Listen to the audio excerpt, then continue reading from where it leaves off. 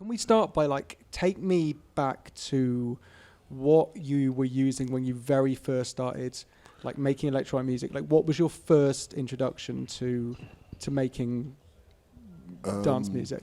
So my first introduction was like an Amstrad stack thing with basically a Boss drum machine and a double tape deck, which was really important, the double tape deck.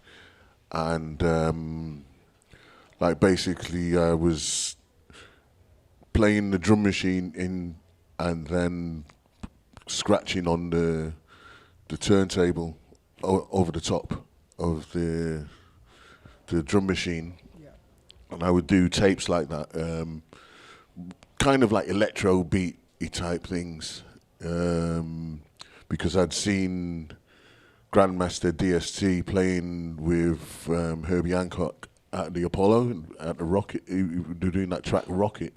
And I seen how he scratched, because I'd heard the scratching sound before that, like Buffalo Girls and all that. And then I just thought, okay, so it's a synthesizer or some new thing. But then when I seen him doing it, it was like, wow, I could do that. And then I had this little drum machine that I used to use for dance practice, actually, because I was studying to do contemporary dance at the time, keep myself out of trouble. And I started to use this drum machine thing, and then from that I got a Roland 808. How I got that was basically went into the music shop, which I was going in since I was 14 or 15, and went downstairs into the basement, where all the simps were and everything, and they had a few second-hand things down there, and there's this box, never seen it before, but I heard it 1,000,001 times, and I was like, I want that. And basically I just started to collect all my pennies together, got a job at McDonald's, worked all the weekends, stole all the other people's weekends, and got paid more than the managers, bought the drum machine. I think it was something like 150 quid in the end, something like that. So in terms of context, what year was this then? How? 1985 to 87, 86, I think. In terms of what other people were doing, how much context did you have of how other artists were beginning to use those bits of gear? Did you have a reference that you've seen other people? Only reference I had was records. So Planet Rock, then there was SOS Band and all that kind of stuff. Basically, all the stuff I was hearing on Piccadilly Radio, basically a load of American import music. It was very kind of 808 orientated. A lot of it. There was a few other drum machines like the DMX and stuff like that, but very, very 808. A lot of it. So. I had loads of ideas that what I wanted to do, and actually even how I wanted to work in the studio, because there was a track called Renegades of Funk by Soul Sonic Force, and I didn't know, I kind of knew in a way that there's the separate outputs on the back of this drum machine, they were putting them through separate effects. And I had to find a way how to do that in the end, but I knew that was the drum machine that they did it with. When I put I got a load of guitar pedals, and I tried it out myself, because I constantly started to buy studio gear and equipment at the time, but it's just how home type stuff, the 4-track and guitar pedals and stuff like that, and then you'd have to build up make the stuff yourself, putting a flanger. In a daisy chain with a reverb, and just trying things out, stuff you can do on a laptop now, Yeah. Yeah. What was it that appealed to you about that kind of sequenced music making, instead of picking up a bass guitar or a drum kit or whatever? Yeah, I did actually have a bass, and I did play a bass a little bit. But I think at the time things were changing and all in the kind of music that I was in dance music, we basically like are all about syncopation and timing and like basically, so like the thing of having this kind of thing already there with the clock for you to be able to bust your moves was like it was like a thing that was ingrained into dance music from, I mean, before the 80s, really, you know what I mean? But like, I think like by the time, I think one of the first tracks was like The Smurf by Tyrone Brunson, where he'd basically put, it was like a bass guitar slap with like a drum machine over the top. That was kind of electro funk. I mean, like that wasn't the birth of it, but for me that was like electro funk. And then like there was a million and one other records like Jazzy Sensation by the Soul Sonic Force, I think. Was it? Anyway, like Jazzy Sensation, and they were doing a similar thing. And then there was a load of other things where anything that had a drum machine in, my ears would prick up, and then I would find a way to tape it off the radio. And then like, later on, I would try and find records. Like I was really into trying to find. Me and my brother actually, we were like kind of record hunters at one point. I mean, like today, I wouldn't go near a record, but like back then, I was a record hunter. So like, you know, we would walk from like Manchester to Wilmslow to find a little record shop to, you know, or sneak on the train and like find a record shop to find like an old tune, or like, you know, we found the reference in the library, like Manchester Polytechnic Library, but then we would find the record somewhere, and then we got to a stage where we found out that the import shop was getting its import records from Liverpool. So we wanted to try and find a way to jump the guy who was bringing the records to the import shop. You know, we were teenagers, you know.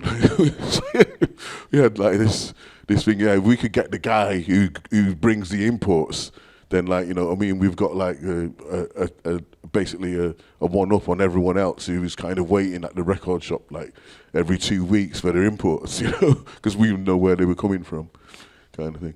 So you've mentioned like you kind of talking about bass a bit. So let's talk a little bit about the 303, the TB303, which is obviously, you know, the kind of cornerstone of acid house and sort of acid music and things like that. At what point did you encounter that first, and like how did you come across it?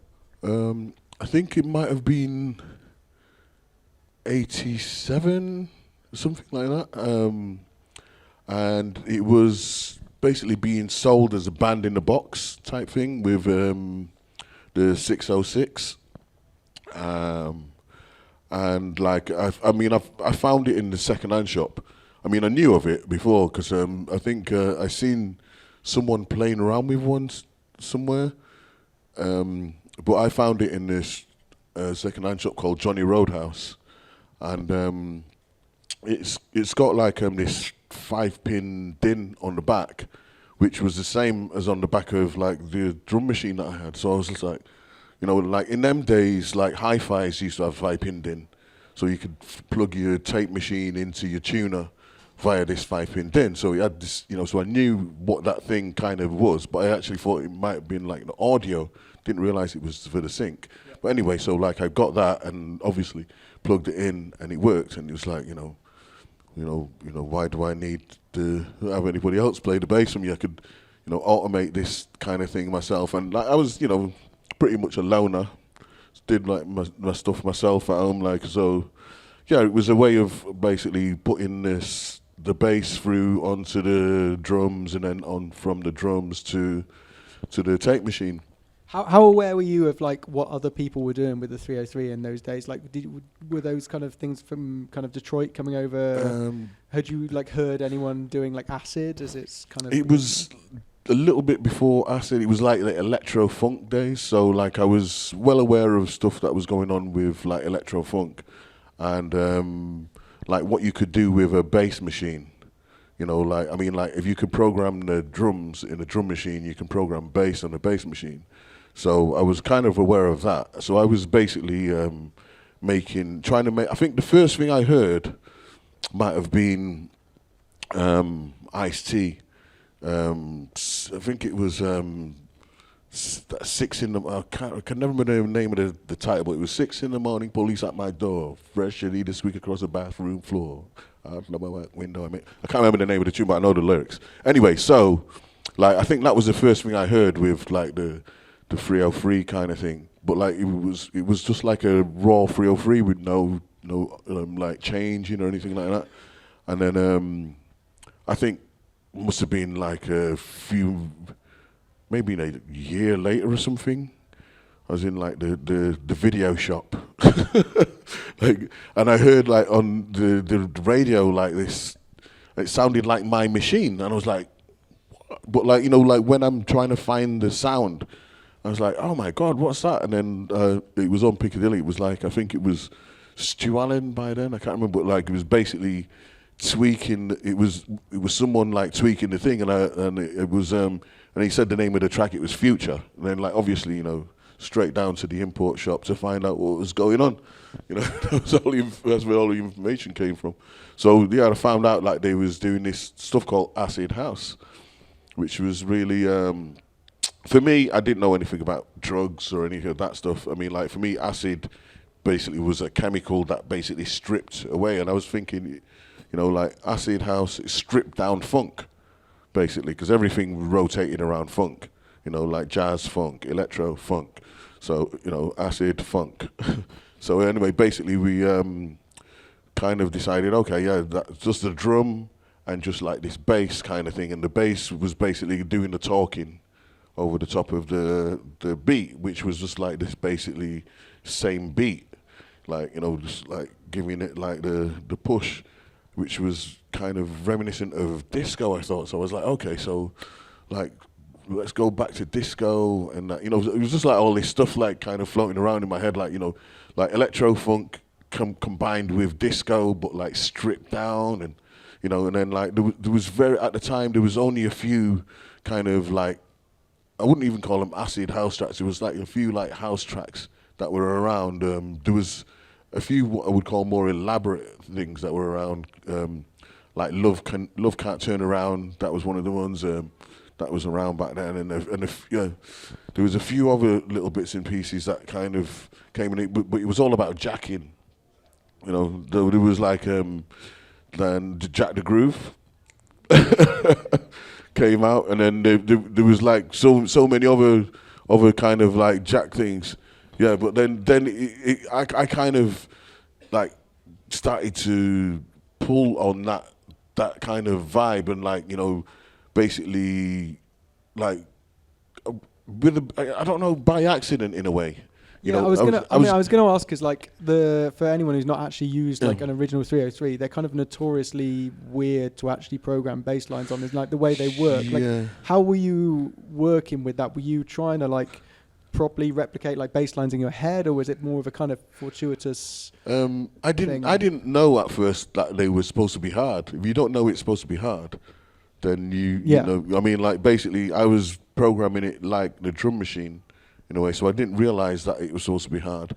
And like I found a way, basically, when I mean, everything was by kind of serendipity and by accident in a way, but like I remembered, like I press this button and it would just do doop doop doop doop doop doop, and then like I would try and put in as many notes as possible, and then it would make this like crazy bass line, and I would be like, oh wow. And then like if I start to make it talk, then I've got like this whole thing. Then I could put the beat over the top, and then like, I was doing that. And then like over time, I mean, I spent a lot of time like on my own, basically just trying to figure out each one of these like machines kind of thing. And like over time, I was like, okay, so I can extend the amount of time that it's playing for. And like I can actually, so I actually learned how to write on it. I could do Happy Birthday to You on it without the manual, you know. So like basically I figured out how to do that in basically not step time, in tap time, basically by basically typing out first the melody, and then afterwards like typing out the rhythm of the happy birthday to you afterwards. So like I put in first, I could go do do do do do do, and then afterwards it's like, oh, simple. So I could do that live, and also like I would like literally be programming it live at the same time as I'm putting things in the SH101 to be from the SH101 sequencer that I was basically programming from the ascent of the 808, and like basically, so I was just like running around like a mad rat kind of. Then I started to write down little notes, so like to memorize the tunes. So I'd have this little book with like little notes in it. So like when I was doing a gig, I would have like this little book. I would be like, okay, so that tune. Meanwhile, something else was playing. So yeah, anyway. Yeah. So tell me tell me about kind of the rest of the setup around those. So you've mentioned obviously the 808 and the 303. Like what else did you have in your setup around that time of those early releases, and like where did things like the 909 and the 101 like fit in against those? Yeah. So what I actually did in the end, I mean, like it's really, when you think about it, it's just like really strange. Like there was no other input from anywhere else. Like, I mean, like there was my mom downstairs. She didn't really kind of like help. But anyway, so like I basically had in the end 2 SH101s. I mean, like all this stuff was basically people were throwing it away, So like there was 2 SH101s, like a TB303, and and a 808. So the 808 was giving like clock to the TB303. And like it was giving DIN sync to the TB303, and it was giving clock to the 2 SH101s. The clock coming from the cowbell to one SH101 and the ascent to the other one, but I still had 1 free. Like, so I mean, I was trying to get hold of it like 3 SH101s, which was the dream, because then I could have like a kind of low bass, like a mid, and then a high kind of. So one thing doing the melody, and the next thing doing the pads, and the other thing doing the bass kind of thing. And then you could have like the SH, the 303 kind of talking over the top. So like that was my main system. And then I got 727.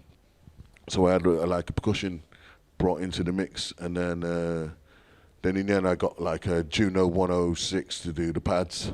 And because like people were just giving this stuff, we're not giving it away, but it was really cheap at the time.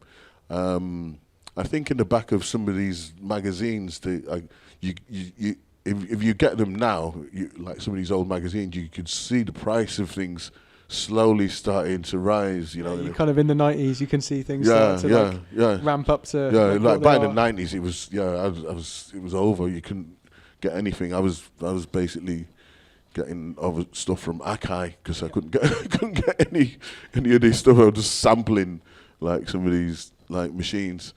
But so like during the mid to late 80s, the prices started to go up of these machines as people became aware of what they could do.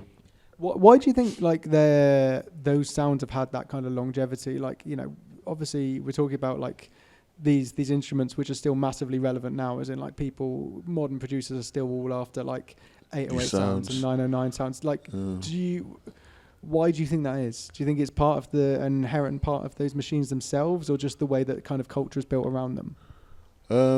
I think the machine. I think the spirit of what it kind of became. I mean, for me, the actual the music that was involved with. I mean, there was like rap music, soul music, like some funk music. Like there was like all these things that, I mean, like round that whole scene, and like we kind of back then we were mainly into dancing and stuff, but like there was like this whole kind of there was a palette of music basically that, and they kind of used some of these machines. I mean, there was some other things going on too.